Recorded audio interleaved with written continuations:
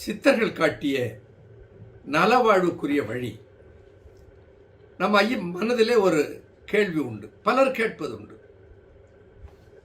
இந்த தாம்பத்தியம் என்கின்ற உடல் உறவை வைத்துக் கொள்வதற்கு சரியான நேரம் எது? பகலில் சேரலாமா? எத்தனை முறை ஆணும் பெண்ணும் தாம்பத்திய உடல் உறவை கொள்ளலாம்? இப்படிப்பட்ட கேள்விகள் எல்லாம் பலர் மனதில் இருக்கும். சித்தர்கள் அதற்கு சரியான விடையை தந்திருக்கிறார். இப்போ நமக்கு என்னென்ன ஐயங்கள் எல்லாம் வரும்? பெண்களை மாதத்திற்கு ஒரு முறைதான் சேர வேண்டுமா? தமிழிலே ஒரு பழமொழி இருக்கு, சித்தர் இலக்கியத்திலே ஒரு பழமொழி உண்டு. தினம் 2, வாரம் 2, மாதம் 2, வருடம் 2 என்று ஒரு வரையறை தந்திருக்கிறார்கள்.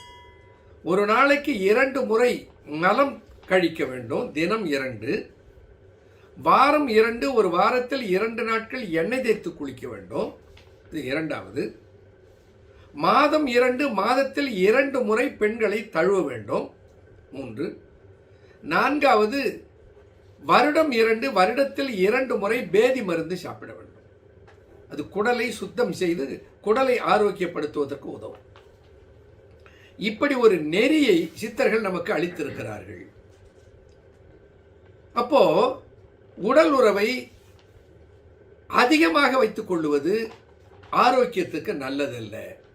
அதனால்தான் ஒரு பழமொழி இருக்கிறது, விந்து விட்டாயே நொந்து கெட்டாயே என்று சொல்வார்கள்.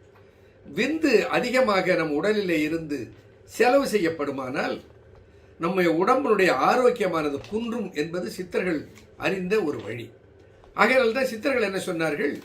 உடல் உறவை, தாம்பத்தியத்தை மாதத்தில் 1 நாள் அல்லது மாதத்தில் 2 நாட்களுக்கு மேல் நீட்டாமல் பார்த்துக் கொள்வது நல்ல ஆரோக்கியத்தை தரும் என்பதாகும். உணவு உண்ட பின்னால் உடல் உறவு கொள்ளலாமா? எவ்வளவு நேரம் இடைவெளி உணவு உண்ணுதலுக்கும் உடல் உறவுக்கும் இடையில் இருக்க வேண்டும்? இளைஞர்களுக்கு தெரியாது. அந்த காலத்தில் எல்லாம் பெரியவர்கள் வீட்டிலே திருமணமான புதிதில் இருப்பவர்களுக்கு என்ன சொல்வார்கள்? நேரமே உணவு உண்ட பின்னால் பாய் படுக்கையை ஒரு 2 மணி நேரம் தள்ளி போடுங்கள் என்று சொல்வார்கள். பாய் படுக்கை என்றால் உடல் உறவு என்பதற்கு மிக நாகரிகமான சொல். அப்படியெல்லாம் இன்றைக்கு வழிகாட்டுவதற்கு யாரும் இல்லை. உணவு உண்ட பின்னால் உடல் உறவு கொள்ளக்கூடாது. 2 மணி நேரமாவது கழித்துதான் உடல் உறவு கொள்ள வேண்டும் என்பது சித்தர்களுடைய நெறி.